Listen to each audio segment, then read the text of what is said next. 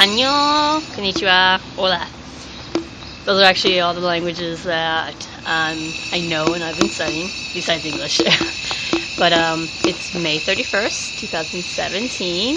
It's a beautiful day. As you can see, I'm in the park with Lady. Hi! And it's actually 11 o'clock in the morning. I'm a part-time teacher, and I usually have the mornings to myself, and I really enjoy that. I really do, especially during the summer. It's nice. Spring, summer, it's really nice because it's warm outside, and I like being outside. So I feel like I don't waste the whole entire day just being inside. But anyways, I literally have like 3 months left, I believe. I'm excited because I'm ready for a change. I've been looking forward to a change for quite a while, and I know right now I am so ready for it. So I'm excited. When I go back to the States, I'm not sure exactly what state I will reside in. That's still all up in the air. And I know what I want to be doing. I want to work with horses.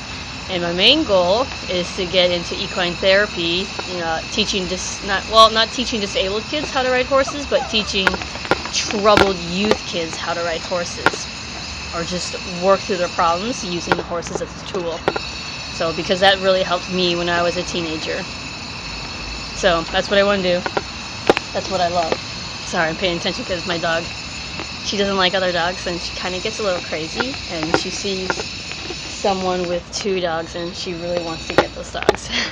So, excuse me. No, lady. Oh. But, sorry, that was really cool. But anyways, I'm super stoked to be back in the States. I want to get things kind of settled down, but not too much. You know me, I don't like to be tied down. That's just how I am, who I am. So I like, if I want to go somewhere right away, I just want to go. So, what, lady? Sorry. So, and sometimes it's hard because I'm learning that right now because I have Lady, and I can't always just like Friday night be like, oh, I want to go to Busan.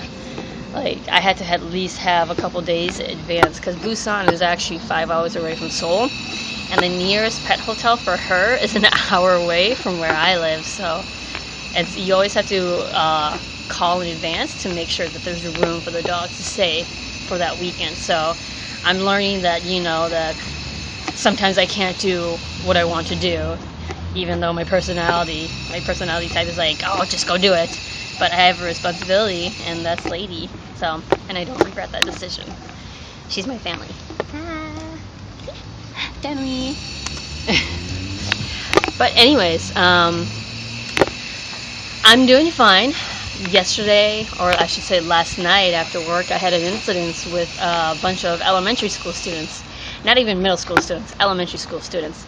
And I was really annoyed by their actions and behaviors.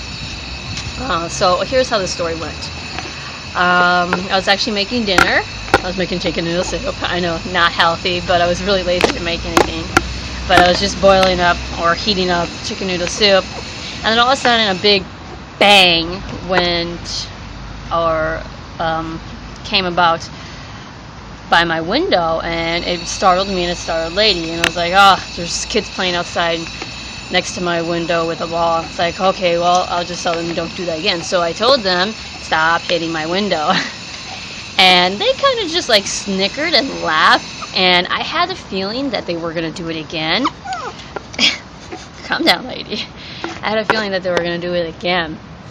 So they did it again, and I kind of just ignored and be like, well, if I just ignore them, they'll go away. So they hit it a second time. It was still loud, and I just ignored it. But then the third time, they hit it even louder, and that just annoyed the living daylights out of me. That's the rated G version of what I want to say. But it annoyed me. So I went outside to go find these kids. Found the kids. One of the main culprits, who actually hit my window, saw me and was like, oh, that's the person, and he ran away. I mean, I kind of laughed, but at the same time, because I was angry and annoyed at the same time, I was like, Eroa, Eroa, which means like, come back here, get over here. but he wouldn't listen because he was too scared, because he knew he did wrong. So his other friends, his other friends were around, and I asked in Korean who hit my window. And, well, partially English and Korean, because I don't know how to say window in Korean, and I should, but I don't. So I was like, who hit window? So in Korean I said, who hit, and then I pointed to window with a ball, and they understood that, and they were saying, no, it's not me, it was my friend. And I was like, it was like, who? Like, nugu. And one of the kids, or actually most of the kids, were pointing to his friend who ran away. And I told the kid, half English, half Korean, get your friend back over here. And so they couldn't find him, so the other kids that were playing with him, I was like, give me your ball. So I took the ball. They had like a basketball. So I took the ball, and one of the kids saw, and he was like, Mom, Mom, Mom. Like in Korean, I understood this. He's like, Mom, Mom, Mom, a foreigner has my ball. And the mom comes up to me and be like in Korean, like, excuse me, that's my son's ball. Like, I can understand Korean, so I know what they're saying, but it's really hard to talk back to them. So it's easier just to listen to the language, because most of the time that's what, and here in Korea, that's what I do. I listen to the language, but I don't really have much of an opportunity to actually have a conversation with people. So it's really hard to actually have a conversation with people. I can have a conversation with my elementary kids and kindergarten kids. That's fine. But when it comes to adults, I'm like, oh, I can't do it. But yeah, I can understand the language. And so I understood like why this lady was like, why do you have my ball? What did my kids do? Or what happened? And I told them, like, part English, part Korean, that your kids, I told them one time to stop hitting my window.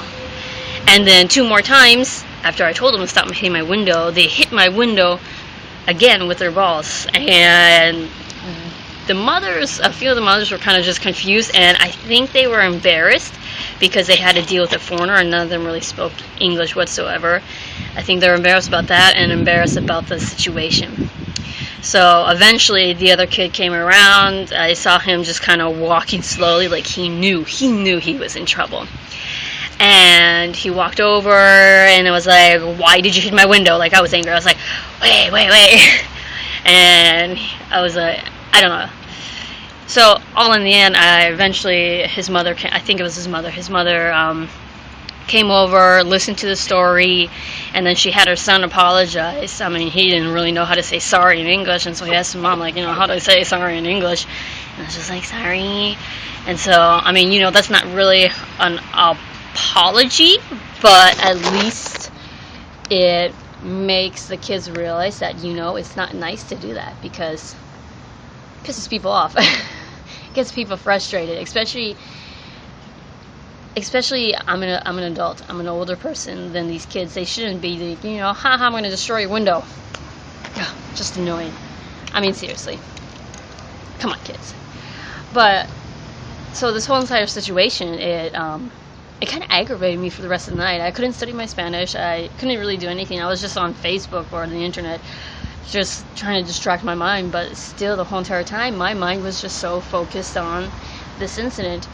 And I didn't lose any sleep over it, because I know I was in the right. But in the morning, I know I was in the wrong as well. So I didn't lose any sleep over it, but as soon as I woke up in the morning, I woke up like a few times throughout the night, because my body's used to waking up at 7:30 in the morning. But I wanted to sleep all the way till 9.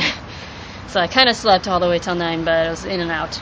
But basically, my mind was, as soon as I woke up, like the first time, my mind went back to the incident. And I just thought, like, why am I still angry about this? Why am I still thinking about this? I shouldn't be thinking about this. And then I come to the realization that I could have done better on my end. I'm angry at myself because I should have handled the situation better. I shouldn't just standing there, been angry and just saying, why you hit my window? That's not nice, yada yada. So I know I should have done a better situation, and I think that's why this morning I'm still frustrated about the whole entire situation. Is I know I could have handled the situation better, and there shouldn't be any excuses why I didn't handle the situation better.